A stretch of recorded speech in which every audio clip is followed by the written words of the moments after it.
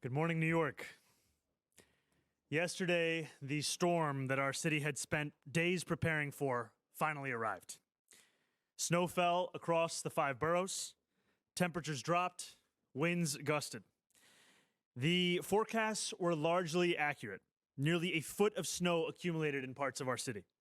And yet today, our city is up and running, thanks to the plans we put in place and the countless city workers who delivered on them. The strength of our response is a testament to all of those who put in long shifts, clearing snow from our parks, keeping our public transit running, and responding to emergencies. Over 5,000 sanitation workers traversed our 6,000 miles of roadway multiple times, using 2,500 pieces of equipment to plow snow, pour brine, and dispense tens of millions of pounds of salt. Every street in the city was plowed. Nearly 19 tons of anti-icing solution were applied to the East River bridges by our DOT crews. The City Tow Truck Task Force, which helped our 53 motorists yesterday and today, didn't just help keep roads clear across the 5 boroughs. They freed trapped motorists, escorted plows, and ensured ambulances could get to those in need. These are our fellow New Yorkers who do immense work that is often unseen and unrecognized. They keep our city running no matter the challenge before them. They deserve immense credit and immense gratitude, to which they would respond, I'm sure, that they were only doing their jobs. New York was prepared, and New York weathered the storm. I want to commend the leaders who are here with me today, those who are still hard at work at our emergency operations centers, and every agency that communicated and coordinated effectively across government to serve this city. And I want to commend also the countless everyday New Yorkers who did their part to help our city stay on its feet. The neighbors who shoveled snow off their stoop and then did the same for the stoop next door. The business owners who salted the whole block. The young people who brought supplies to the elderly couple upstairs. We prepared for this storm together, and we rode this storm out together. Now, while the worst is behind us, there is still more to be done as we clear the snow and restore our city. Our top priority remains ensuring that every New Yorker can remain safe and warm throughout this prolonged cold period. Enhanced Code Blue protocols have been in place since Friday night and empowered our outreach teams to make 170 placements in shelters, safe havens, stabilization beds, drop-in centers, and hospitals over the weekend. The vast majority of these placements were to shelters. Just because the storm has passed does not mean that the danger to homeless New Yorkers has passed. Outreach teams are only intensifying their efforts today to connect vulnerable New Yorkers to shelter. This is an all-hands-on-deck effort. And I continue to ask New Yorkers to call 311, which will route these calls to 911 as it is a code blue, whenever they see someone who may require assistance. I also want to ask New Yorkers to continue to stay off the roads as much as possible for another day as DSNY crew continue to plow our streets. A hazardous travel advisory remains in effect. As we announced yesterday, today is a virtual learning day for our students, with exceptions for high school students and schools serving only grades 6 through 12 that are observing a previously scheduled professional development day. All after-school programs, adult education, and school-based programming have been canceled.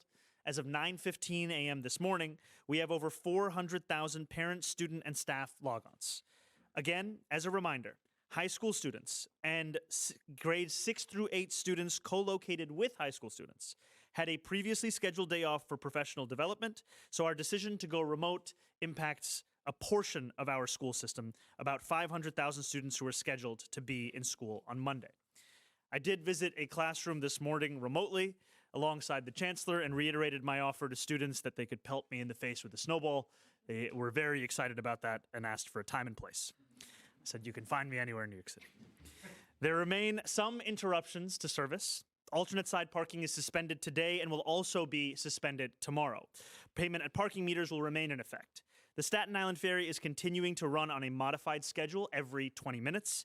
And I want to also ask New Yorkers to be patient with garbage collection as DSNY prioritizes snow removal in the immediate short term. But our city is steadily coming back online. Lyft's suspension of city bike service has been lifted. The New York City Ferry is running once again and operating at 90% capacity. Buses and subways are also running normally, though I would encourage New Yorkers to budget some extra time on their commutes. Our goal is for all services to be fully restored by tomorrow, with all streets cleared, students back at school in person, and our city back to normal, albeit with a lot of snow piled up. I am grateful to all the New Yorkers who heeded our guidance to stay inside and to practice caution, and to every person who contributed to the citywide effort that allowed us to endure this storm successfully. Please continue to monitor the cold temperatures that we are expecting over this coming week and to look out for one another. As always, New York, stay warm, stay prepared, stay safe. Thank you very much. Now our Chancellor, Kumar Samuels. Hello, good morning. So this morning, I not only logged on with the mayor to a class where we read The Snowy Day, I also logged on with my own daughter before I left home. And so I was pleased to announce that both times we were able to log on, like most of the rest of the city, to our classrooms. Things have gone very well this morning. It was a smooth start to the day. Students were able to log into their virtual classroom quickly and get right into their school day. Schools and families who've been having any issues can call 718-935-5100. I've known that number forever, even as a principal. And so we also have 8,000 staff who are, on the ground spreading salt, deploying plows and shoveling to make sure that tomorrow we will be ready for school. And I tell all those people, thank you so much for your work. Thank you so much for your support. We have also opened 10 high schools across the city as warming shelters for families, for people looking for shelter. And we have school safety agents deployed in all of those situations. New Yorkers, your schools are a part of the city's ecosystem. We remain connected today, and we will continue to remain connected, and our schools will be ready for opening when the weather permits. Thank you very much.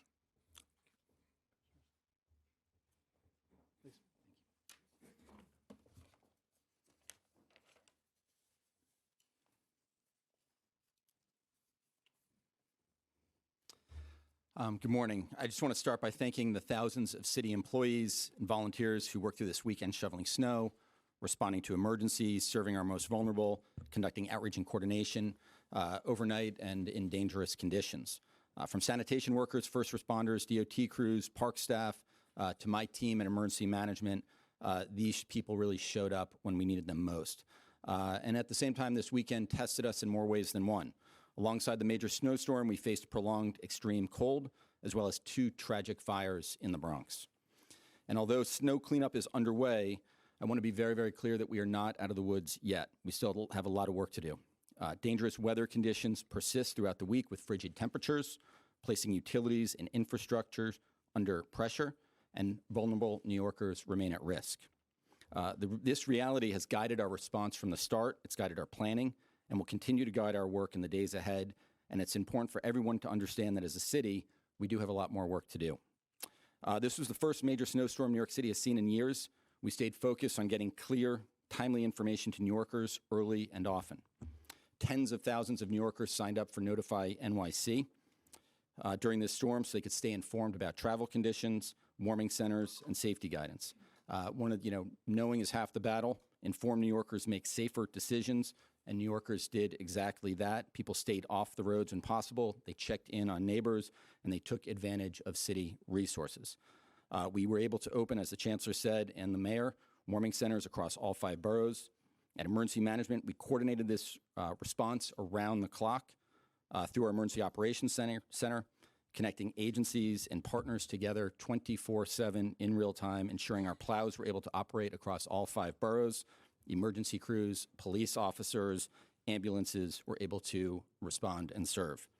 The mayor and his team, they really did a great job empowering agencies to act early, communicate clearly, and work together. The support we received from City Hall throughout these emergencies allowed our agencies to coordinate quickly, act early, and respond efficiently. This made it possible throughout the day yesterday and overnight to move resources where they were needed most, keep New Yorkers informed, and unified our response. As I prepare to step away as commissioner, I want to just say how lucky I have been alongside the team at Emergency Management and all of our sister agencies. I found that, excuse me. I found that government really is truly at its best when it's a team sport. We've tackled this team just about everything from, supposed to get emotional in 2 weeks, not today. Everything from one of the largest humanitarian crises this city that has ever arrived on our shores, tragic mass shootings, a tragic shipwreck.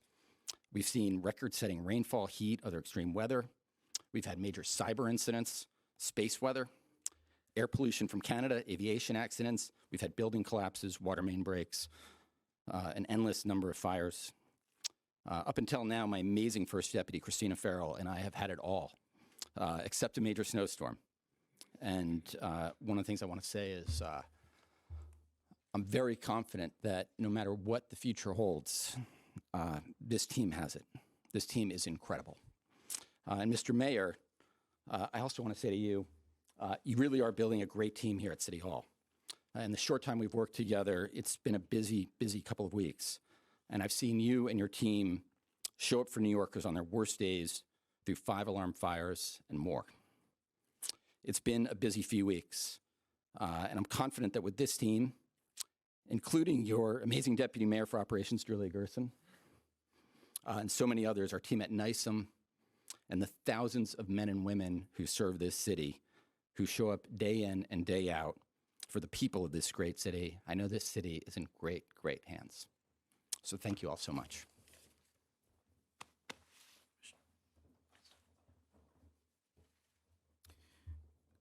Good morning.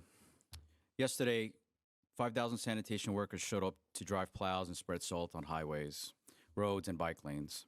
While everyone else was warm inside or having fun in the snow with loved ones, they were working around the clock to help keep New Yorkers safe. And they're still here. We remain on a full force 24/7 operation for several days to come as part of a full cleanup following the storm. It was the largest and most intense winter storm to hit New York City in about 5 years, and I want to remind New Yorkers about what to expect from a robust DNCY operation following the storm. Last night and today, we plowed every single street multiple times, running routes consistently and repeatedly based on conditions on the ground. Because of that work today, the streets are passable for emergency vehicles and people who must drive to get to work. The same is true for bike lanes, which are so critical for New Yorkers in the delivery field. But this is an ongoing process. Those huge mounds of snow can't stay at the corners. They need to be hauled away. And as New Yorkers address their sidewalks or dig out their cars, bike lanes and roadways will still need additional passes from DSNY. We are not slowing down. We have hundreds of emergency snow shovelers working today with an emphasis on making sure areas around schools are ready for tomorrow. We have hired extra equipment for snow hauling and ridge breaking, and given the deep and ongoing cold, we will soon activate snow melting operations, setting up large machines that can each melt up to 120 tons per hour. In short, we will continue to address all conditions throughout the week. Property owners, please remember to shovel and salt your sidewalks so that pedestrians can get where they need to get to safely. The city is open, and it will get more and more open in the hours ahead, thanks to the work of this department and this administration at large. Thank you.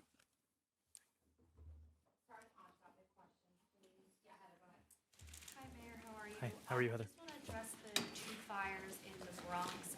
Both of them had, unfortunately, deaths related to them. Speaker Menon, as well as Councilmember Pierina Sanchez, said that they were concerned about the lack of clarity and coordination when they got to the scene, particularly with information being communicated to residents, whether it was safe to go back into their homes. Just wanted to get your response on that. And particularly in District 14, they've seen a number of fires. Usually it's a big area where we see, they said 6 fires since December. Is there more resources being activated to that community to address these concerns? So this fire, frankly, the 2 fires that we saw over the weekend and this fire that you're asking about specifically, it was a tragedy. And my heart, and for all of us up here, goes out to the family of the deceased. The FDNY was at the scene of that fire about 5 minutes after the call was placed. The fire was under control within about 80 minutes. And right now, the FDNY is conducting a full investigation, as they do. The preliminary cause that's been shared with us at this point is that of electrical wiring. And our city agencies were on the scene alongside FDNY, including DOB and HPD, to serve residents. And I spoke to Councilmember Sanchez directly yesterday evening, and we remained in close coordination to ensure that every single affected resident was given transportation to a hotel. And what I will say just broadly is, and Commissioner Iskel spoke about this in his own remarks, but a number of the times where we've seen each other have been at five-alarm fires. We've seen each other at a number of the worst moments for New Yorkers. And on Saturday, I was at the first fire that occurred in the Bronx over the weekend. And when I met with the woman in whose home that fire began, and she leaned in for a hug, and I embraced her, I could still smell the ash on her clothing.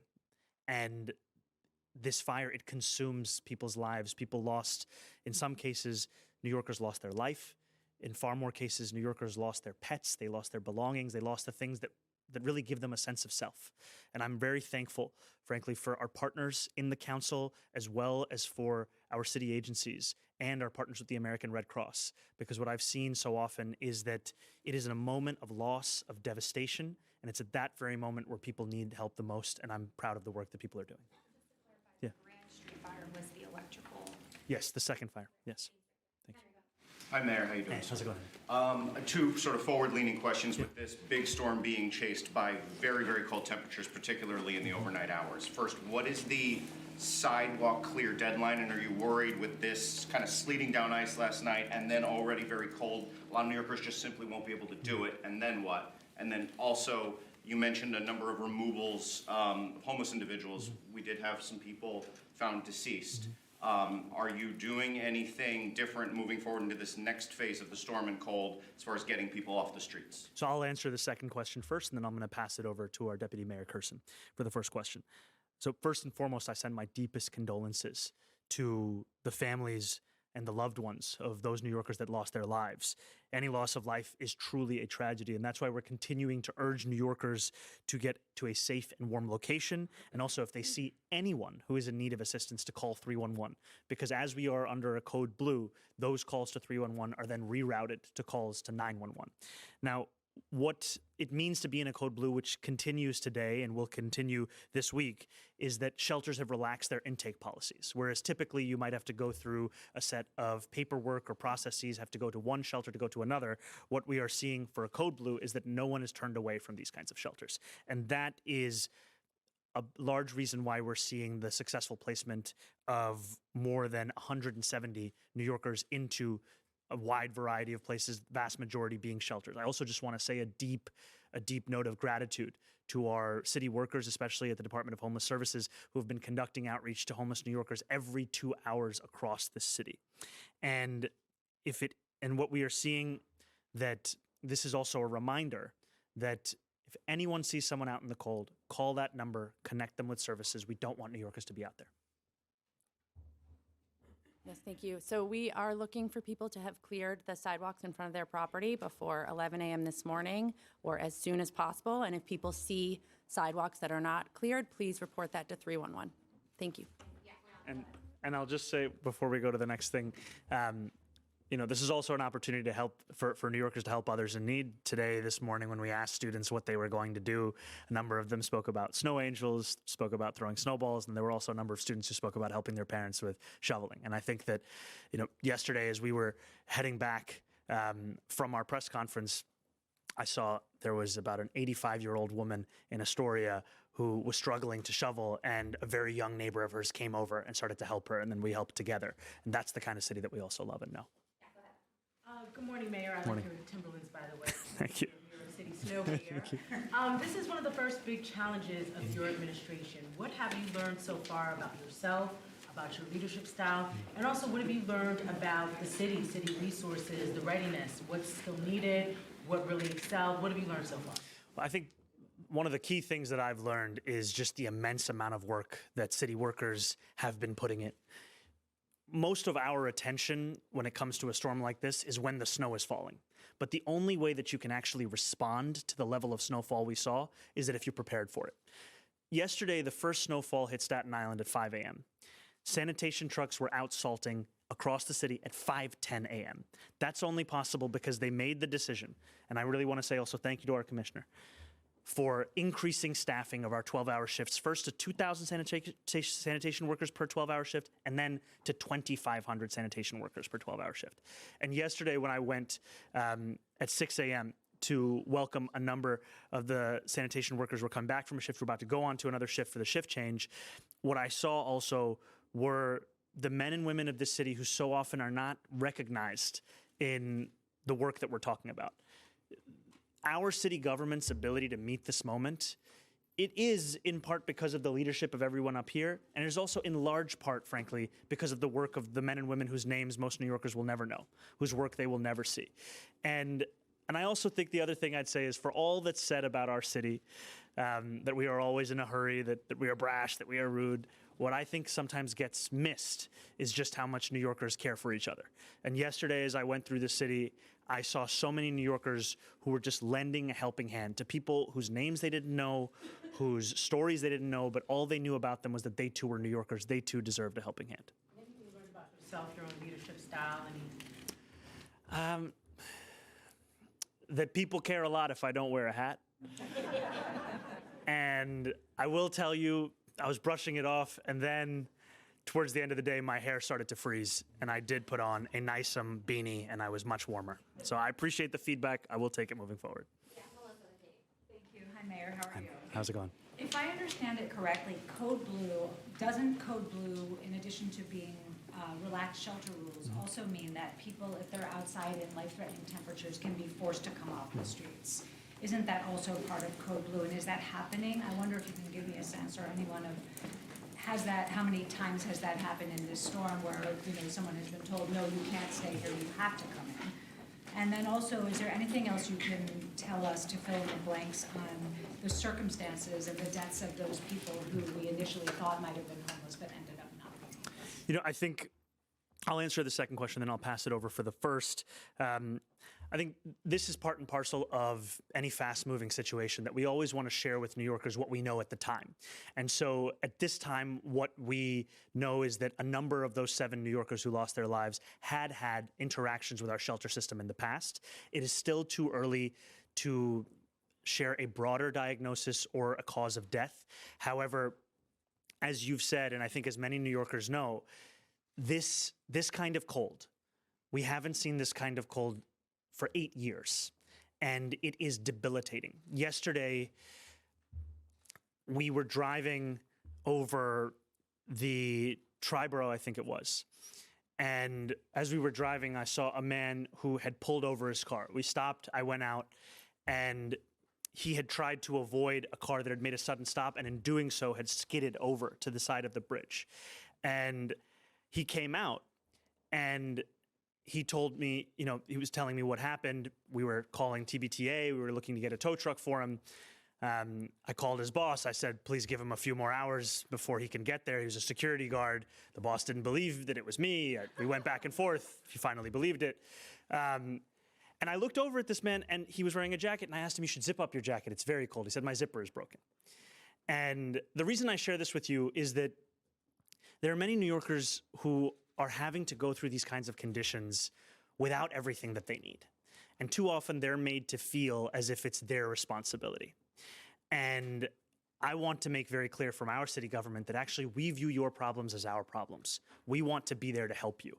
And what I've seen city workers do in providing that kind of warmth, on Saturday morning when I went to the warming center after we saw that fire in the Bronx, and I was there alongside Speaker Hastie and State Senator Jamal Bailey and Councilmember Kevin Riley, was that New Yorkers were at a loss of what could happen next. This was before the worst of the storm was to hit. What could they do? And it was through the kindness, the service of city workers and also the American Red Cross that they were finding a moment to get a sense of themselves. So I'll pass it over for your first question. You're very welcome. Good morning. Yes, if an individual is in danger, right, danger to themselves or to others, we will involuntarily remove individuals to the hospital. That is our our solution of last resort wherever possible. We really try to build relationships and trust with the individuals that we serve. Over this weekend, there were 3 involuntary removals to the hospital, but as the mayor has noted, many, many more voluntary removals, and that is based on the long history and relationship building that outreach workers do, and to convince people that this is in fact a truly exceptional circumstance and they need to accept a placement. Hi, Mayor. So did you give the guy a jacket? Is it working? No, we actually put him in his car and gave him hand warmers, got the heat back up.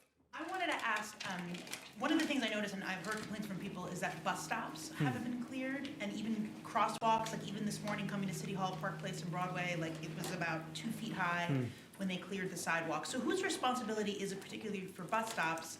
I saw yesterday tons of, elderly getting on buses, and it was difficult for people to climb over the snow pile. So I don't know if that's the property owners who have the bus stops in front, or whose responsibility is that, and if the city will step in to get some of these cleared. Yeah.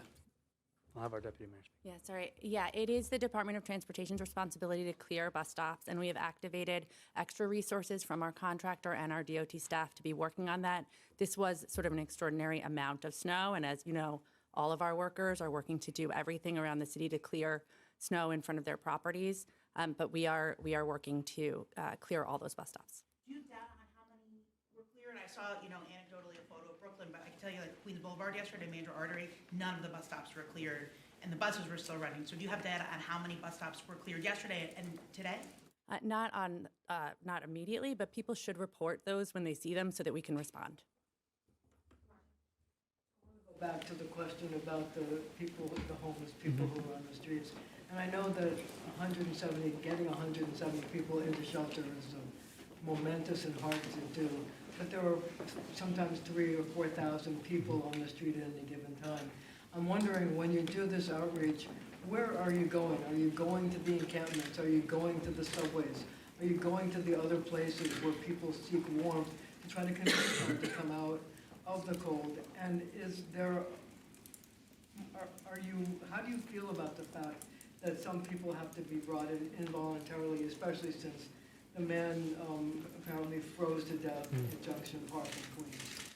Look, I think the work of these incredible city outreach workers is both of their own planning, where they know where they have to go to actually find and meet and make the case to homeless New Yorkers, but also it's in response to New Yorkers' calls to 311. And that's why it's so helpful, is that I know there are so many New Yorkers who see someone out in this kind of cold and know what we all know, which is that no one should be out in this kind of cold. And when they make that phone call, that also informs where the outreach workers are going. So it has to be proactive. It cannot be a wait for homeless New Yorkers to come to us. We have to go out there and make the case directly.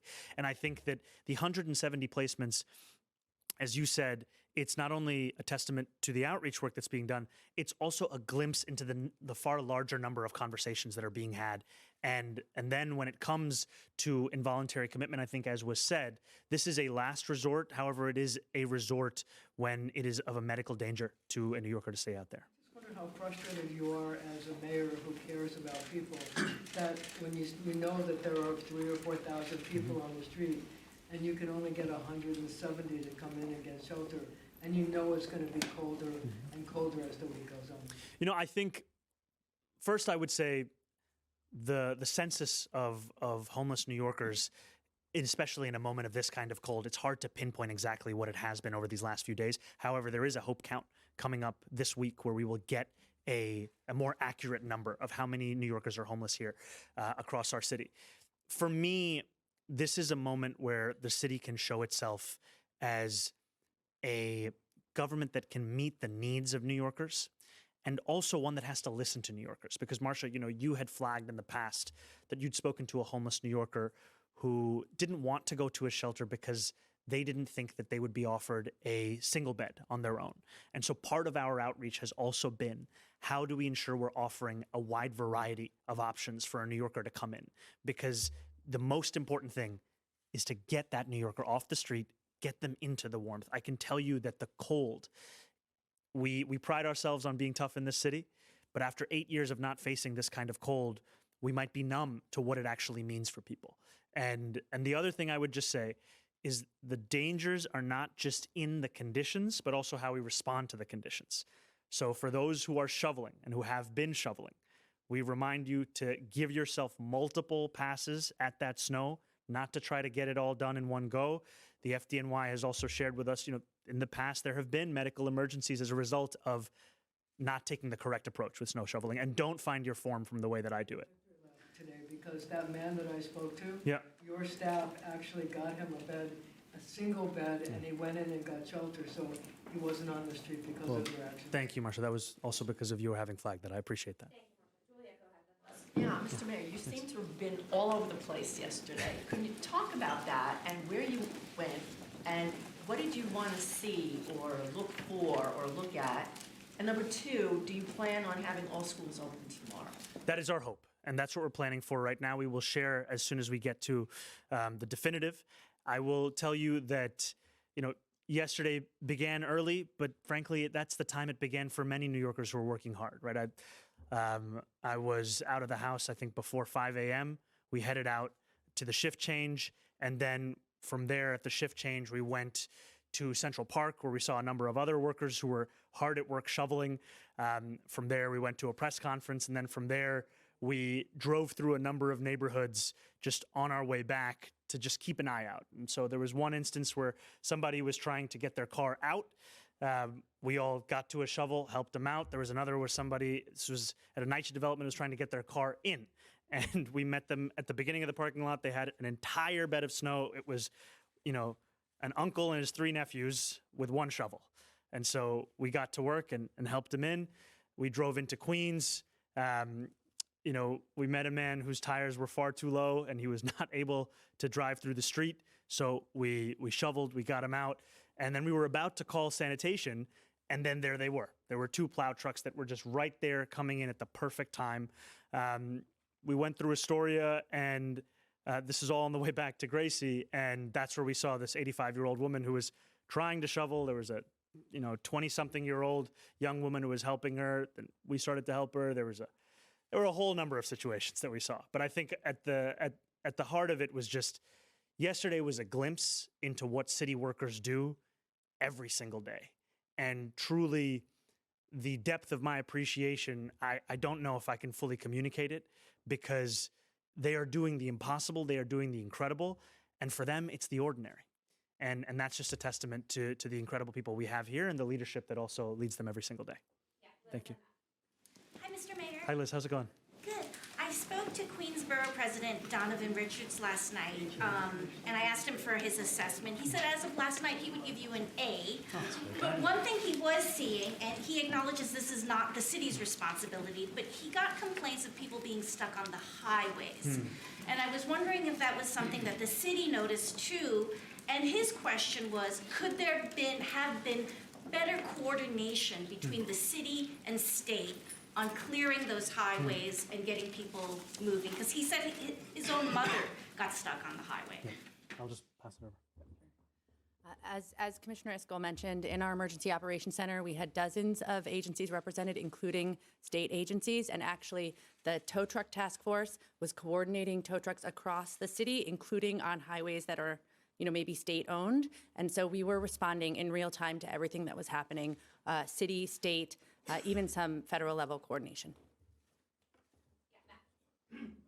Questions for Molly. Can she elaborate on the 3 folks who were forcibly removed, like the circumstances of it? And second, have the Adams era shelter rules relating to migrants been relaxed? And if they have, when must migrants leave the shelters? Yeah, thank you. I'm not going to get into the details of the 3 specific cases. I want to protect people's medical privacy. An individual who is not appropriately dressed, who is wet, who is unable to acknowledge that there are the real dangers. That is the kind of instance, particularly in this weather, where we'll take somebody to the hospital. And I do want to stress, these are decisions that are made by clinicians, and the next step is to take somebody to a hospital where a doctor can assess them fully and determine what the next step is there, right? So this isn't, it's not incarceration, and it's not involuntarily removing people to shelter. It really is about a medical decision making. we'll take the people to the emergency department, and the doctors there will make the appropriate decision. With respect to the asylum seekers, there is only one designated asylum seeker site left in the city. That's the Bruckner site that's operated by the Housing Recovery Office. There are no discharges happening at this time. When must they leave, or do you not know yet? The long-term plan for the Bruckner site is still under development, but there are no time limits on those shelter stays. Every migrant who needs shelter can get shelter. Anybody in the city of New York who needs shelter can get shelter. Thank you. Hello, good morning, Mr. Mayor. I just want to get some clarity. I know you're not pinpointing the cause of death, but at this time, is New York City attributing the 7 deaths to the storm? That's one question, if we could get just some real clarity on that. And then the second question, I wonder if you're ready to give, I think this was part of the question that was previously being asked, if you give yourself and the city's response a grade for how you've done so far, and what was kind of you've talked about this, but what was your strategy going in? I know you looked at the kind of the failures of the past, but there was a lot more that went on in terms of the response and your particular role and presence during this time around. So what grade you give yourself and the rest of the response and the people behind you? I will leave it to New Yorkers to give me a grade. I will, however, say that I am incredibly impressed and appreciative of the work of the city workers, both their leadership here and all of them who are out there across New York City. I think that for so many New Yorkers, for all of the conversation about politics, really what they want to know is, can you meet their basic needs? And I think what city workers showed yesterday is that we can. And it's only possible if you take time in advance to prepare for something like this. And so when I look at these commissioners, when I look at the heads of these agencies and departments, what I also see are not what they did, frankly, on Sunday or even on Saturday, but frankly, what they were doing on Thursday and Wednesday, the calls that they were having, the plan that they were having, procuring additional salt for the city just in case.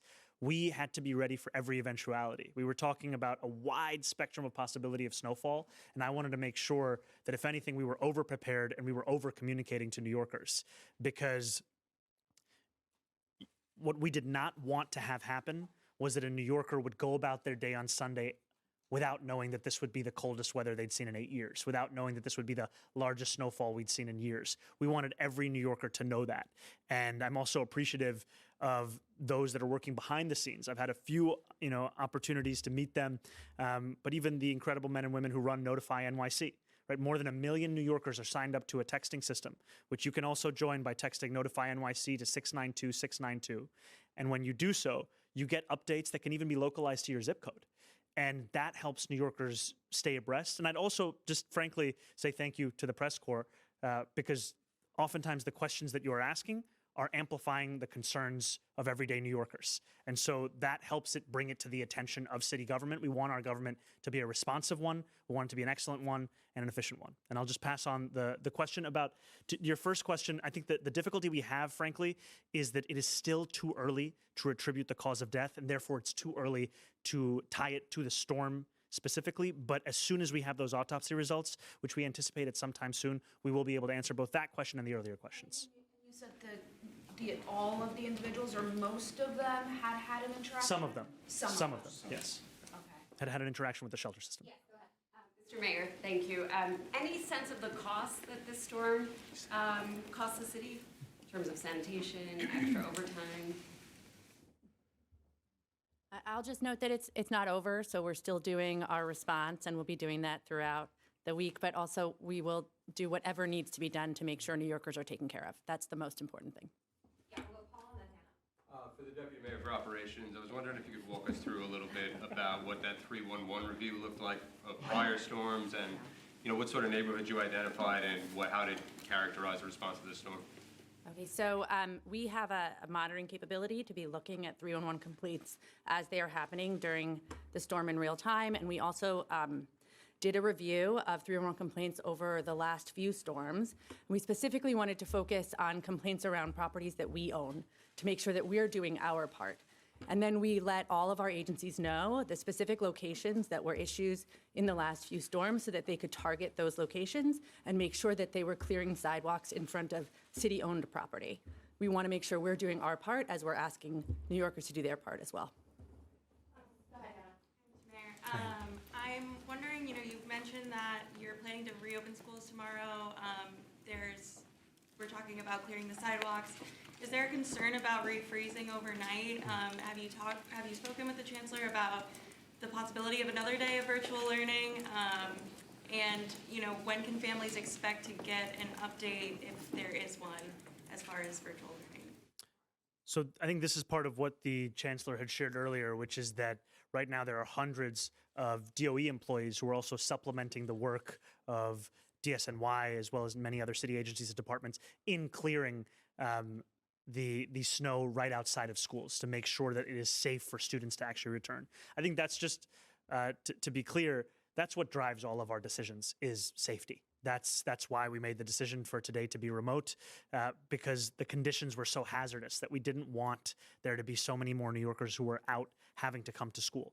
We're going to be sharing that decision with New Yorkers soon, around tomorrow and the days to come.